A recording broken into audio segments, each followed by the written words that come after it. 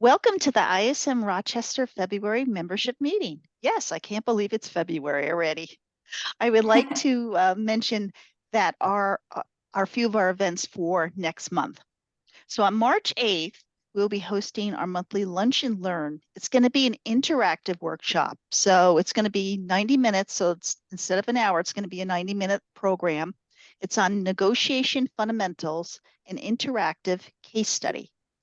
And then on March 15th, we will be hosting our membership meeting with the topic of supplier payment strategies. Now, this is the program that was postponed from November.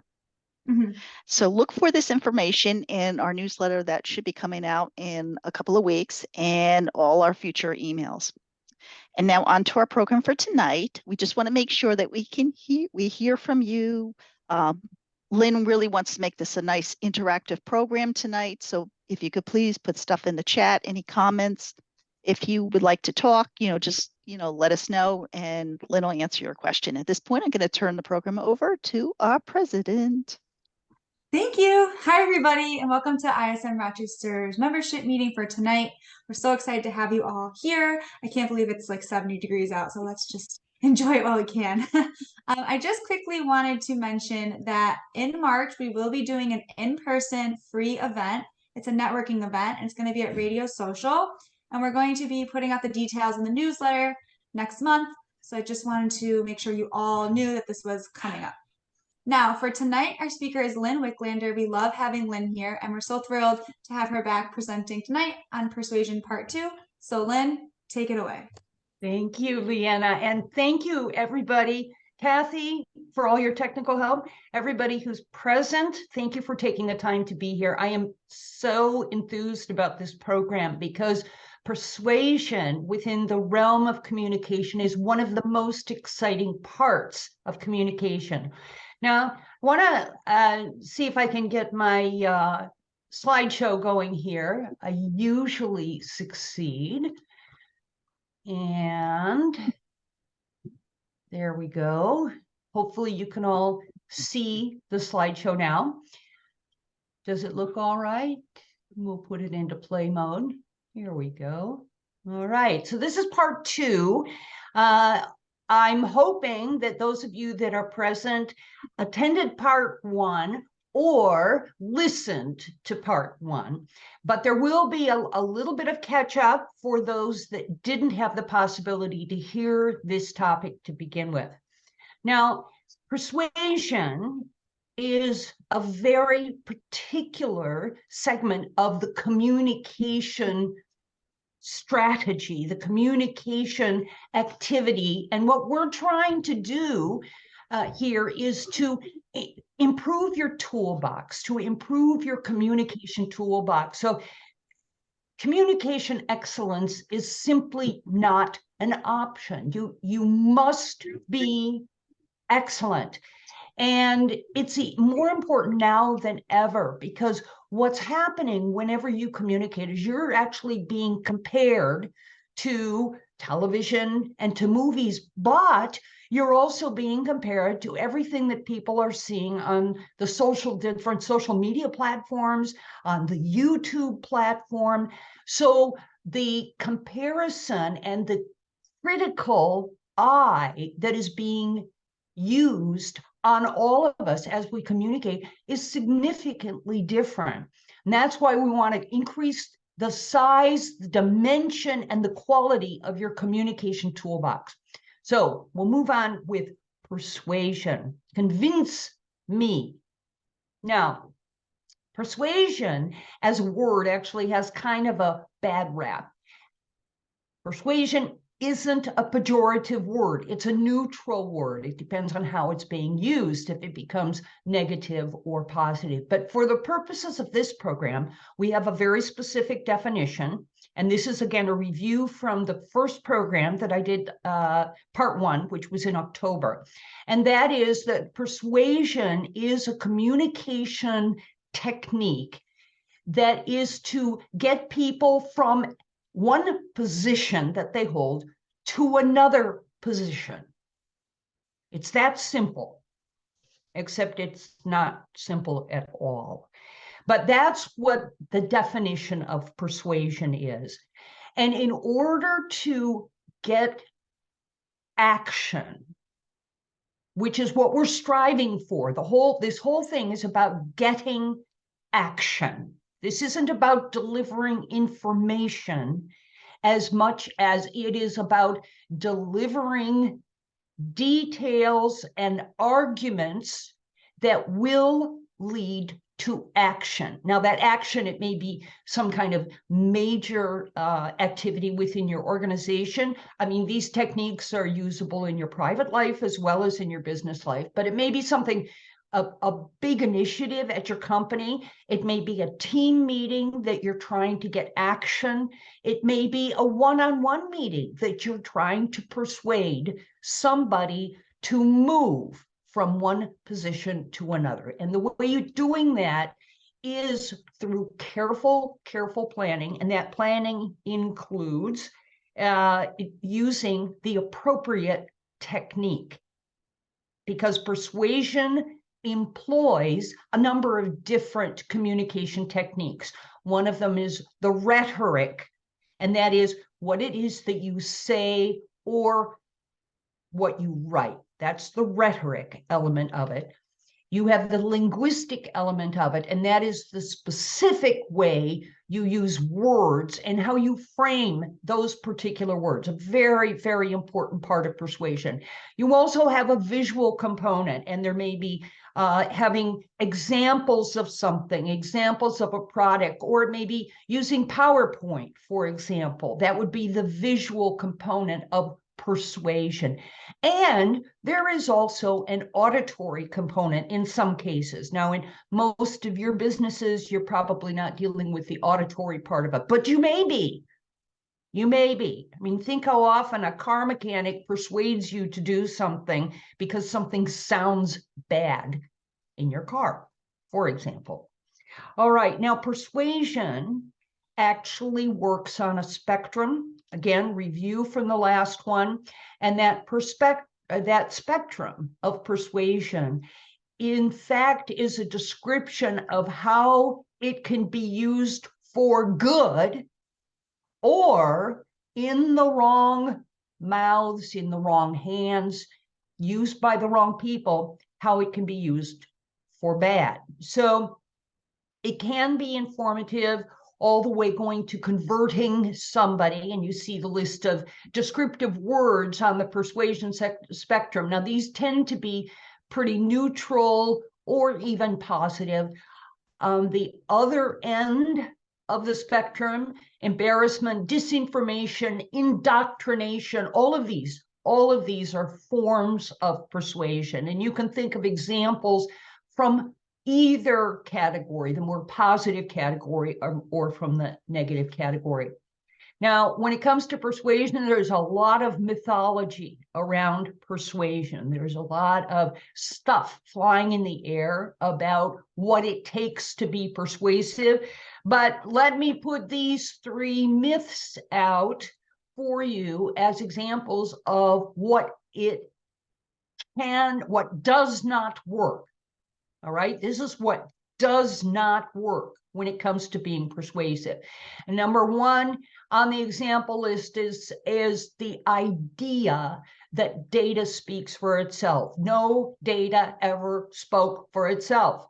Data needs you as its voice. The second one, the more data you throw at people, the better it's going to be. This is false. This is a false case, because what happens is the more data you throw at people, particularly if it becomes redundant information, data, or data they don't want to hear or that they don't like, the more resistant they will be to what you have to say. So data actually works as a negative when it comes to being persuasive if it's overdone.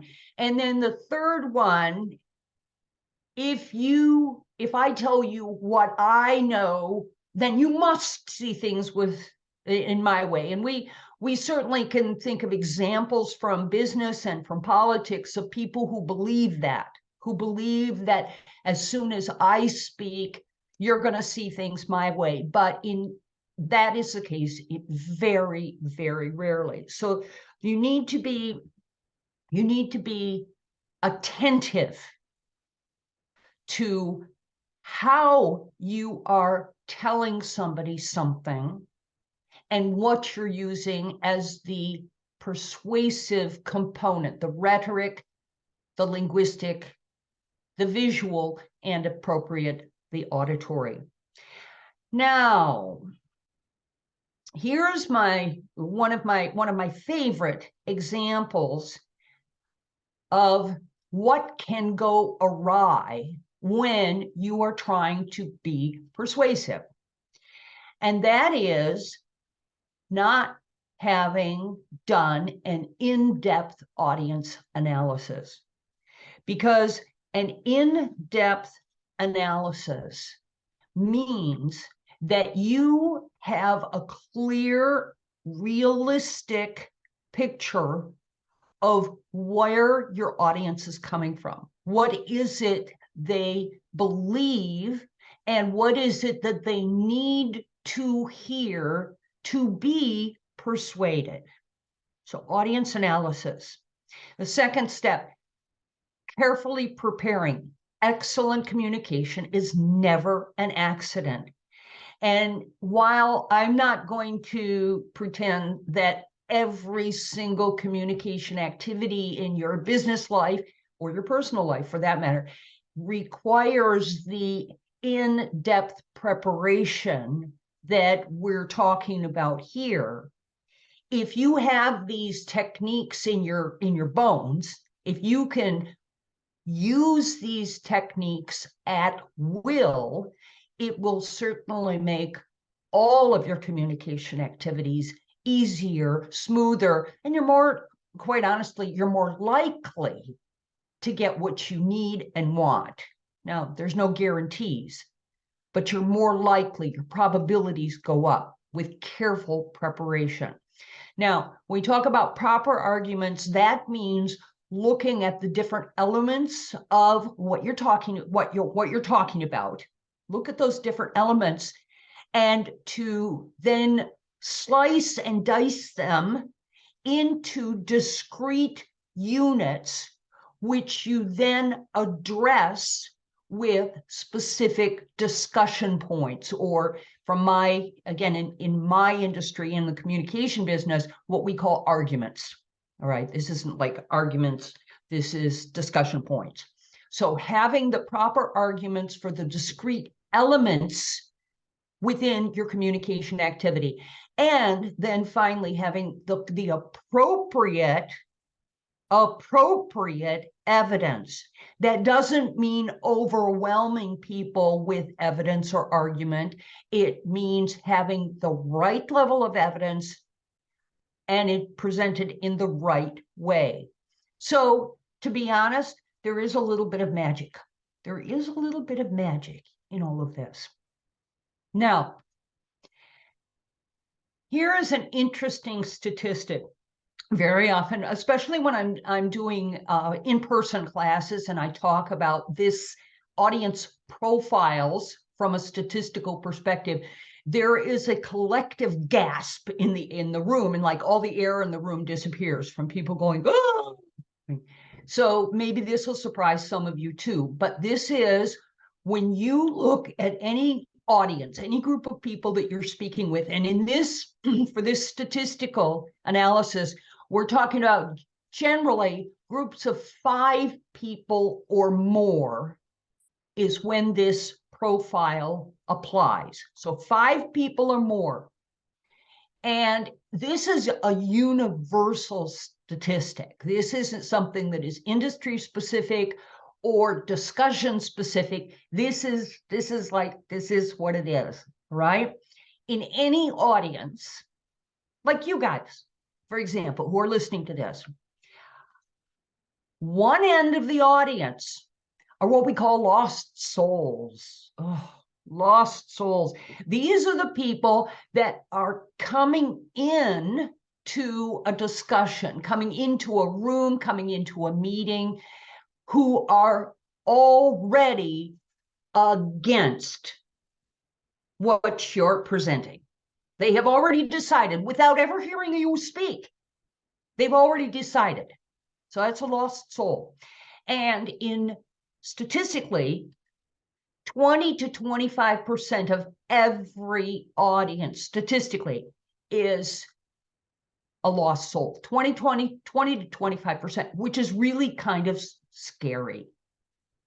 Now, on the other end of the audience profile, again, any group, any industry, any situation, we have the angels. And the angels are the ones that are coming into the room and they've already agreed with you. You haven't said a word. You haven't done anything, but they're walking in the door, enthusiastic, on your team. These are the people that are like your cheering section, all right? And that 15 to 20% of any audience. What's left? Ah, the fence sitters. These are the people that are riding the fence. They may be a little bit in favor, they may be a little bit against, they may be a lot of curious, but these are the fence sitters. And the fence sitters represent the balance, which is 55 to 65%. I'm hoping I did the math right there. This is higher math for me. And so now, what happens? Why am I showing you this picture? Because very often in business, when we're going into a high stakes situation, when we're presenting perhaps an idea that is new or controversial, or if you're meeting an audience that you know not everybody, you know ahead of time, not everybody is agreeing with you. You've done your homework, you've done a little bit of side lobbying, a little checking, and so on, and you know that there's a distribution of feelings about this topic. What happens? We tend, as human beings, we tend to put our focus on the lost souls because we want to convert people. But you can't convert people. You cannot convert people. And if you put all of your focus on the lost souls, then what happens is you lose your fence sitters and your angels. You disenfranchise your fence sitters and your angels if you're putting all of your energy, all of your argumentation, all of your discussion points are focused on the lost souls. So your obligation as a professional, when it comes to communication, is to be able to speak to all three groups, to be able to look at the lost souls and say, for example, I know some of you don't agree with me. Or you may not agree with this data. You may not like the data, whatever you want to say, but you acknowledge the lost souls. And the best technique for doing that is to put yourself in their shoes and say, I understand that some of you don't agree, don't like, maybe you don't even want to be here. You also need to acknowledge your angels. You're so grateful. You're thankful for the people that have been helping you, the people who have supported you in the background. You tell the angels you see them, you recognize them, you appreciate them, but your focus is going to be on the fence sitters. Now, for some of you, this is news. Some of you have never thought about this before, and some of you believe this is common sense, which shows that statistically, this is accurate. But remember, if all you have is a hammer, everything is looking like a nail. Now, for the purposes of this program tonight, I have fantasized a discussion. Now, this is based on my own experiences within supply chain and logistics issues, which I will freely admit goes back a few years when I was with a publication company, and it had to do with producing multilingual publications. But what I have done is to try to create a generic example that gives us a basis for discussion going forward. Now, again, this is fantasy. I am not in your field, and I will apologize in advance for anything terminology or conditions that sound bizarre, but I really operated on the KISS principle. I really trying to keep this very straightforward because it's so generic. All right, so here's the issue. We have a supply chain, but there is an element of that supply chain, a component, which has become unreliable. All right, so the delivery is okay, but the component itself has been unreliable, which means that down the line, things are getting tangled up. This particular component is coming from an offshore supplier who we, in our fantasy company, have had a very long-term relationship with. It's been a very good relationship, long-term. And the specific component that we're talking about is not easy to source. There are multiple sources, but it's not easy to source. In our example, you are in a presentation meeting, you're in a meeting, a decision-making meeting, so the right people are present, where you are making a recommendation that you should begin to search for a new source for this component. So that's the fantasy example.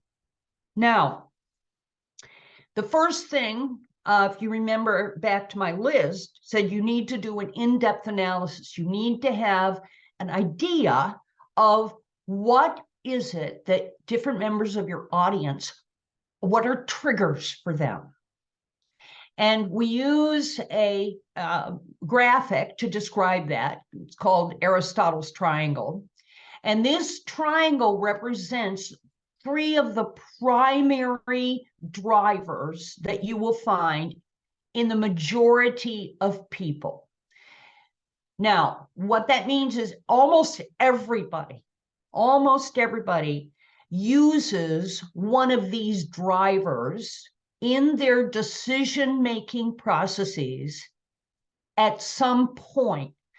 But everybody is a lot. Almost everybody has a favorite driver.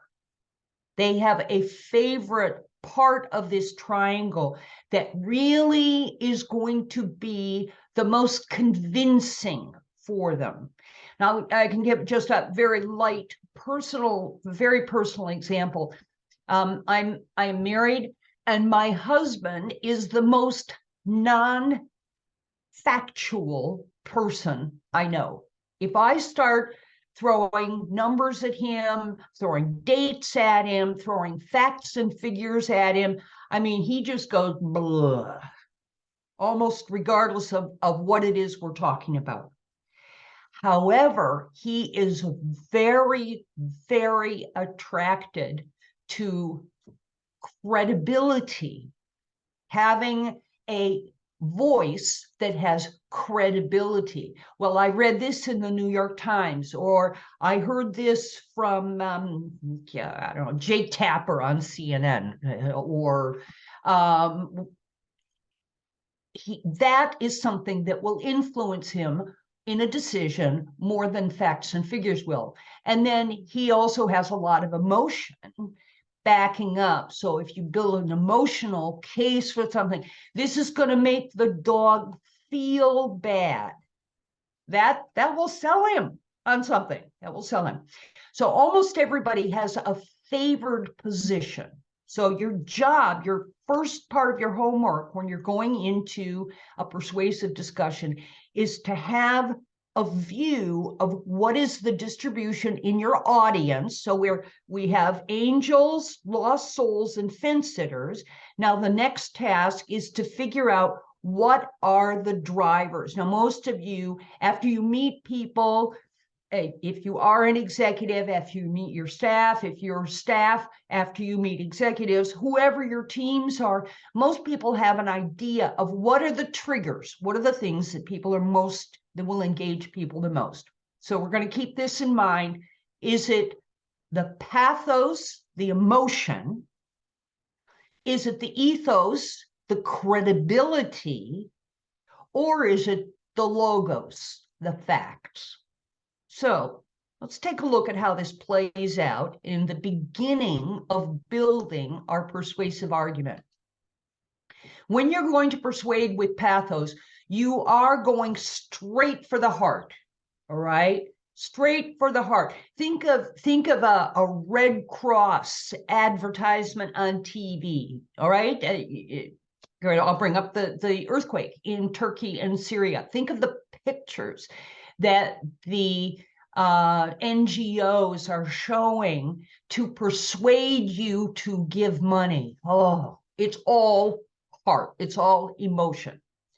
Now, how does that apply? Let's take it to our business example here. All right. At the top, I reminded you what the pieces of the example are. Okay. Component quality issue, offshore supplier, part in question, difficult to source.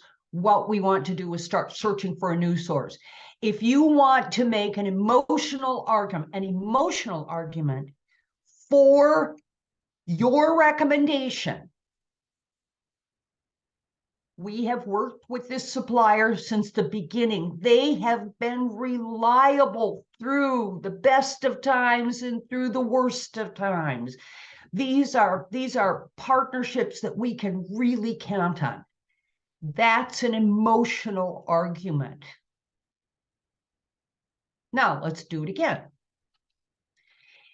If we're talking to people who are credibility driven, credibility influenced, right?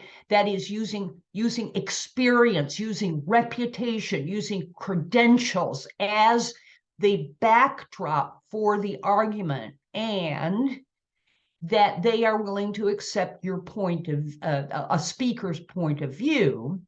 How do you then build a persuasive argument using the ethos? Here we are back at our example. All right, here we are.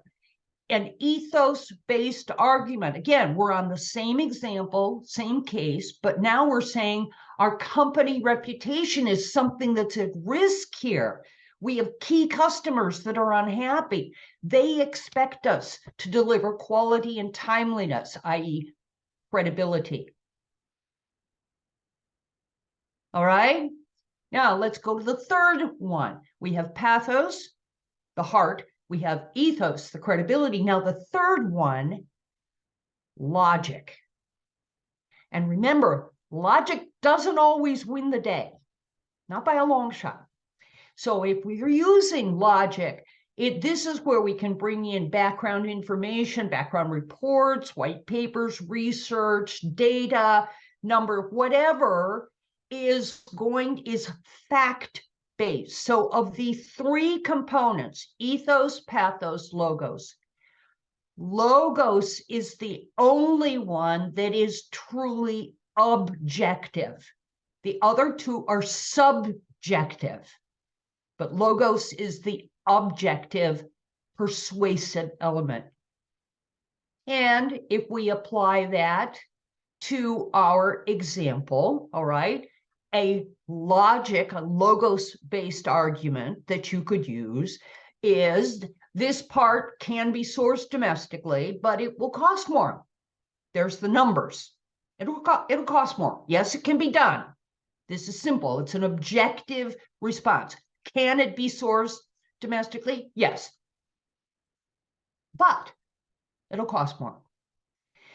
This is the beginning of building out your persuasive argument, to really be prepared with responses that will be most attractive to pathos, ethos, and logos. If you start blending them together, you'll get spaghetti. All right. And as much as I like Italian food and spaghetti, when you blend your arguments too heavily, the audience can't keep track of the different parts of the argument. And yes, this is starting to sound like a lot of work. Oh, just wait. But it's worth it. It's worth it if you make a commitment that you're going to go through this exercise, because at the end of the day, your presentation, your meeting, your proposal will be couched in elements that will be attractive to the entire audience, i.e., increasing the probability of success. Success being you getting what you came for, you getting what you want. All right, now we keep on going here. We now can talk about the type of messages. This is a review from the last program. You may remember it, you may not. But there are 3 different types of messages: response shaping messages, reinforcing, and changing. So response shaping message is, this is when you are hoping that this is everything that you're presenting is new information, or you may know that it's new information for people, and you are trying to enhance the chances of getting a positive response to new information. The response reinforcing, this is your, you could say this is your angels. The response reinforcing are your angels. So the angels are already coming in the door. They like what you've been doing. They like your proposal, blah, blah, blah. They're your cheerleaders or your cheering section. All right. But you need to then strengthen that positive response. And then the third one, response changing, you could think of this as being your lost souls, okay, where you really are trying to change somebody from one position to another. That's the most difficult. The response changing message, that type of message, is the most difficult. So response shaping, that's your fence sitter. Response reinforcing, that's your angel. And response changing, that's the lost soul. So those are the people in your audience description. Those are the people you're trying to address. Now, how does this apply? Naomi, can I say your mom joke? Yes. Hello? Hello? No, you can go on. Don't worry. That was just Okay. background noise. Don't worry. I took care of it. No problem. All right. So what we do is we have a tool. We have a format that we can use, and it's called the Persuasion Matrix. So we started with pathos, ethos, logos, very straightforward arguments covering those 3. But now we're going to expand it so that we are, at the end of the day, we're going to end up in this with 9 different messages that is possible to use depending on what are the drivers for the audience and what is the position of the audience: angel, lost soul, or fence sitter. So we take a look at what happens. We'll take the first category here. If you are trying to address your fence sitters, those that are pathos oriented, have we adequately considered the effect on our partnerships? Okay, this is a relationship question. This is emotional. Or our vision is to consistently improve our sourcing options. This is a credibility. This is part of the heart and soul of the company. Again, it's response shaping. So you're influencing, you're attempting to influence how somebody's thinking about something. Or the logos, we need, look, the logos, the fact is we need to ensure that we have the same quality standards through all parts of the supply chain, throughout all parts of the system. So that's a fact. That's not something that people can actually argue with. But for people in a response shaping, a fence sitter, it's a reminder of how they need to be thinking about it. This is a quality standard, goes across the board. Let's go down to the next line. What happens if you're trying to say thank you and keep supporting me to the angels in your audience, right? Well, from an emotional standpoint, we have already agreed. We're all in the same boat. That's the underlying message. We've already said this, that our partnerships are vitally important. We're going to take care of those partnerships that we have, okay? Very warm and fuzzy for people that are already on your side. From a credibility standpoint, right? Again, people already on your side, we already agreed to move forward immediately, which will reduce our future risks. So there's the credibility, because the risk element is part of the credibility of the organization and of the people in the organization. And then a fact, making a good decision right now is a good choice because it will ensure our successes going forward. All right, so this is very much a message to the people that have already said we're on board with this, we agree with this, and here's the fact-based message. Now, we go to the third line, our response changing, and again, this is messages directed to the lost souls. This is directed to the lost souls. So response changing. All right, partnership is an important element, but in this case, so in our example, the lost soul would be the individual that does not want to look at a new source. This is somebody who's against looking for a new source for this component. They're against your proposal or your recommendation. Partnership is important, but in this case, our best option is to move on because, and then providing further information. Lost soul doesn't want to look for a new source. Are you really prepared to risk the company's reputation? Now, that is a challenge. That's very provocative. That's a very provocative statement. But there are many examples, and any of you who have been in business more than 2 or 3 years have seen multiple examples of the need to be provocative with somebody who's pushing back. That provocation is also a message to the other audience members that you're serious about this. It's a message to the fence sitters, and it's also a message to the angels that we're not fooling around about this. And then here we come with the fact-based argument, trying to address the lost soul, okay? No, I mean, we haven't even looked at potential alternate sources for this in ages. We have an opportunity here in a relatively safe environment. I'm making this all up.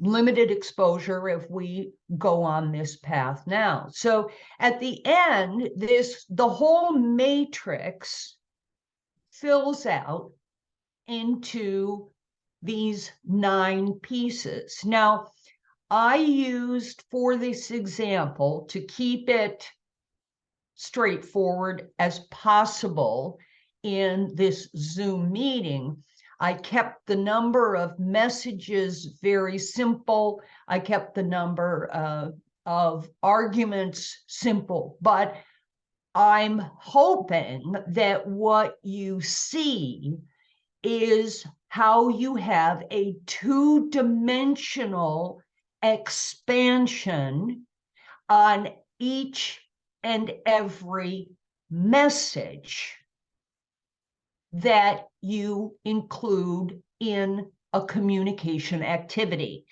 And for those of you that have been in my previous programs here with ISM Rochester, you may recall that I sort of digitally, virtually stamped my foot on the ground and said, if you go into any meeting, to any discussion with more than 3 discrete messages, you will get lost and you will lose your audience. And I have been part of the most sophisticated, the most complicated proposals, initiatives, presentations, recovery presentations, political presentations that you can imagine. And it comes down to never having more than 3 discrete messages. This is a non-negotiable point in communication. 3 discrete messages. 2 messages is too controversial. Two discrete messages, it's a right and a wrong. And there's very little that can be defined in terms of right and wrong, particularly in our business lives. 1 message is unacceptable because it becomes a tyranny. It becomes a dictatorship. There's only 1 possible. No, 3. 3 is the magic number here. But those 3 messages will then have sub-elements to them. And this persuasion matrix, if you want to be truly, truly effective, you will work through this matrix to identify the different possibilities. That's what we're talking about. What are the different ways that I can address the different elements of my audience and the interests of the different parts of my audience? Because it just isn't that simple. And I've said it a million times, and I'll say it again. Anytime communication between 2 people is effective, i.e. successful, they truly have communicated, it's a little bit of a miracle that's occurred. Now, are you going to go through this exercise every single time? No, you're not. But for those high stakes initiatives, for those high stakes questions, for those risk questions, issues, for those items that you have put your heart and soul into, and you want to push through in an organization, it's worth it. It is worth it to go through this exercise. Now, is it easy? No. Does it go fast? No, not usually. Can it be fun? Yes, it can be fun because it forces you to put yourself in another block. It forces you to move from your own prejudiced position into somebody else's position and to really think, what is it that's going to inspire that person to move in my position? What is it going to take? So if we summarize this in as straightforward a manner as possible, and I do want to say one thing about this, these programs, and Leanna and the board of ISM have been very generous in inviting me to give these these short communication programs. This 2-part program that I am presenting in 2 hours, when I'm doing this program in real life, and we go into all of the nuances of this. This is a 16-hour program in a real life environment. It's a very dynamic program. It's a very interactive program. It's fun, but it is 16 hours. So you're getting a snapshot of what needs to be done, but a snapshot that will be useful if you really embrace it. If you really embrace it. So there are 5 easy pieces. We can narrow this down with all of these different items that I've talked about. We can narrow this down into 5 discrete elements. Number 1, you must know what the audience needs are. What is it that they're going to respond to? What's going to trip their trigger? What are the drivers among the different members of your audience? This is not just decision makers that may be in your audience. This is everybody that's in the audience, because you must assume that everybody is in that room, in that meeting, in that Zoom meeting, in that discussion for a purpose. Whether they're a decision maker or not, they're there for a purpose, and you need to know what their needs are. Whether they're a lost soul, a fence sitter, or an angel, you need to know their needs are. What is it that's going to excite them? What's going to enthuse them to come over to your side? The second one, you need to build your case in a methodical way. Does every communication activity, does every presentation, does every meeting require the in-depth analysis and construction that we're talking about here? Absolutely not. Absolutely not. But I will tell you, the higher the stakes are, and or B, the more important it is to you, your success, your team's success, etc., the more important it is to be prepared to go through this, to give yourself time in the preparation process to go through this process, this formula for building up your case. And it isn't all about the data. Number 3, keep it simple. Now, the reason I say this is because those of us who become experts in a particular field, okay, we suffer from what's called the curse of knowledge. And the curse of knowledge means that because I'm an expert in this field, I want to tell you everything I know so that you can get equally excited about it and be equally enthusiastic about it, which is ridiculous. And when you start complicating, overcomplicating, you're going to lose your audience. It becomes obscure. It becomes too obtuse for them. And if your audience becomes confused or feels overly challenged, they will retreat to their beginning position. They will hold on to whatever belief, whatever decision, whatever position they had walking in, if you overcomplicate it. So in all of this, keeping things clear language, straightforward, clear vocabulary, you're going to be better off. Nobody's going to think less of you for that. In fact, they'll probably throw a party for you. Number 4, don't forget to get to the ask. And what I mean by that is there are times, and I've seen it happen more times than I want to, certainly than I ever wanted to, where somebody became so involved with the argument, with the discussion, enthused about what they were presenting, enthused about the data, etc., they forgot to say what they were there to do.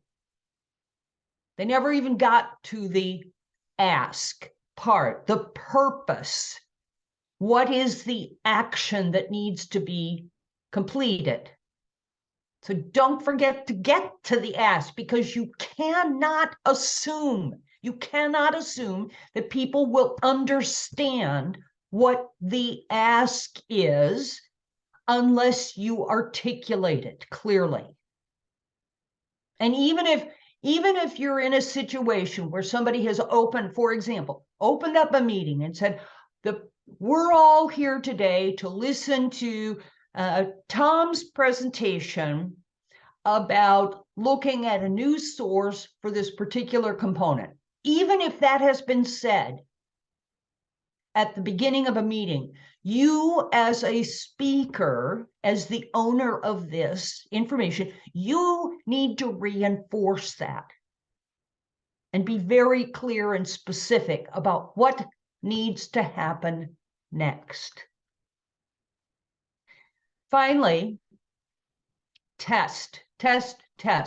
As you have gone through and constructed these arguments, you've built up your case, you've done your best to narrow the band to what is required in order to move forward on a particular item. Find somebody that you can use as a sounding board to present your different arguments, and see if that person or persons, ideally more than one, if they can identify, if they can comprehend who it is you're speaking to. And I don't mean by name or pointing at somebody, but what is it that you're trying to achieve here? Who is it you're trying to address in the audience? You can show them that picture of the lost souls, the fence sitters, and the angels, and say, who do you think that this argument is being addressed to?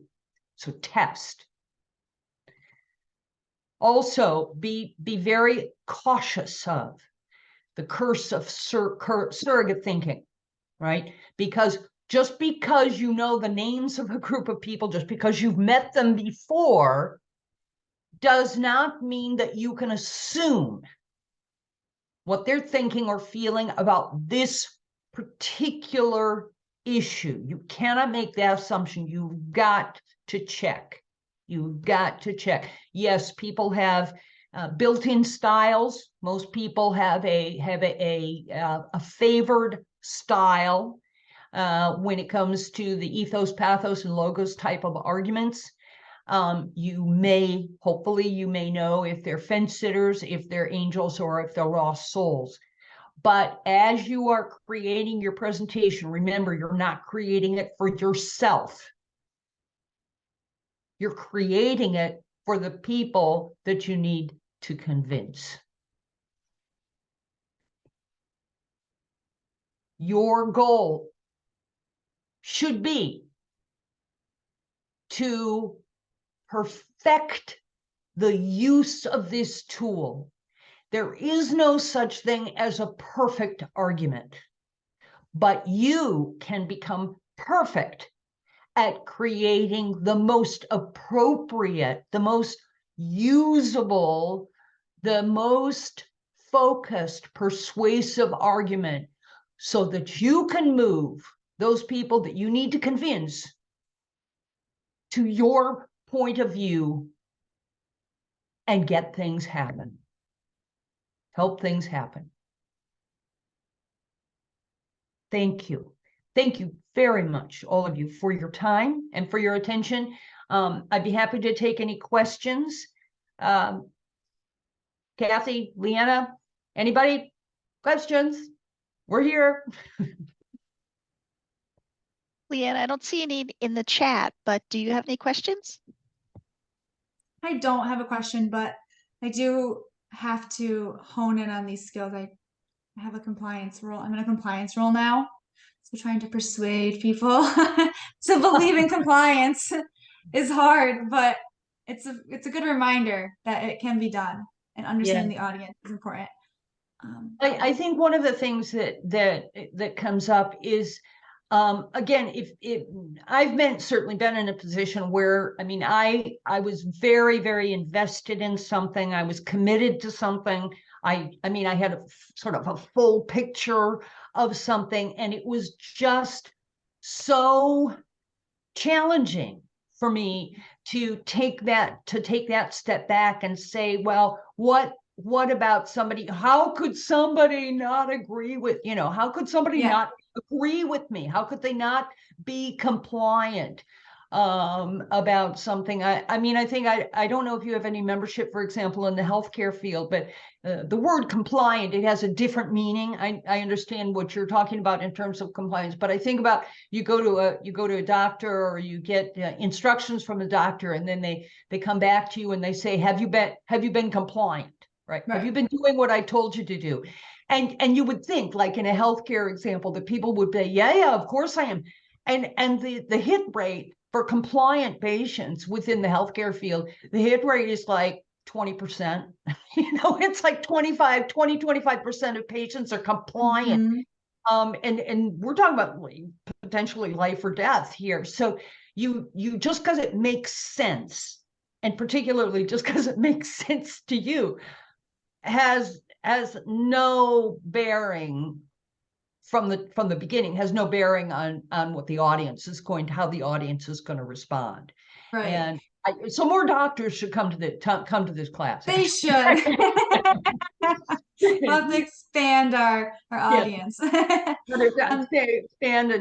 Expand the degree of compliance in any number of fields and different areas. So yes. Okay. It looks like a lot of great feedback about the presentation, and I have to agree, it was great. So I just think, again, it's great because we work with all different types of people, from engineers to other procurement professionals. So understanding the audience, like I said earlier, is key. Yes.